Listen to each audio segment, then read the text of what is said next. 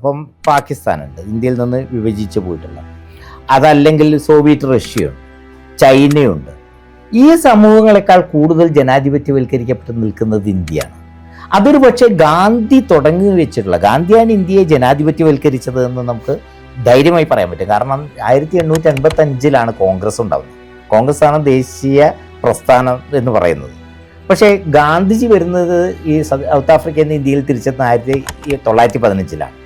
1917 ചമ്പാരൻ സമരത്തിലൂടെ കർഷകരെയും 1918-19 കാലഘട്ടത്തിൽ അഹമ്മദാബാദ് ടെക്സ്റ്റൈൽസ് സമരം, ഗേദ സമരം തുടങ്ങിയിട്ടുള്ളതിലൂടെ ഈ തൊഴിലാളികളെ, കർഷകരെ ഒക്കെ മുന്നോട്ട് കൊണ്ടുവരുന്നത് അവരുടെ ഈ ലിബറേഷൻ കൂടിയാണ്, അവരുടെ സ്വാതന്ത്ര്യം കൂടിയാണ്, അവരുടെ ജീവിക്കാനുള്ള അവകാശം കൂടിയാണ് സ്വാതന്ത്ര്യം എന്ന് എഴുതി ചേർക്കുകയാണ്.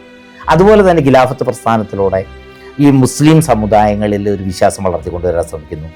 അതേപോലെ സ്ത്രീകളെ നിർമ്മാണ പ്രവർത്തനങ്ങളിലും സമരത്തിലും പങ്കെടുപ്പിക്കുന്നു.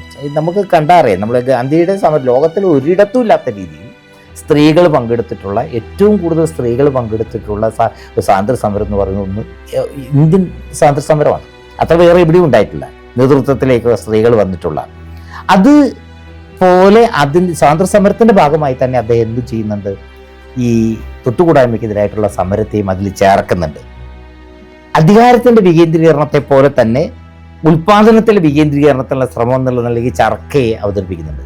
ഇങ്ങനെ ഒരു സമഗ്രമായ ഒരു അന്വേഷണമാണ് ഗാന്ധി നടത്തി മുന്നോട്ട് പോകുന്നത്.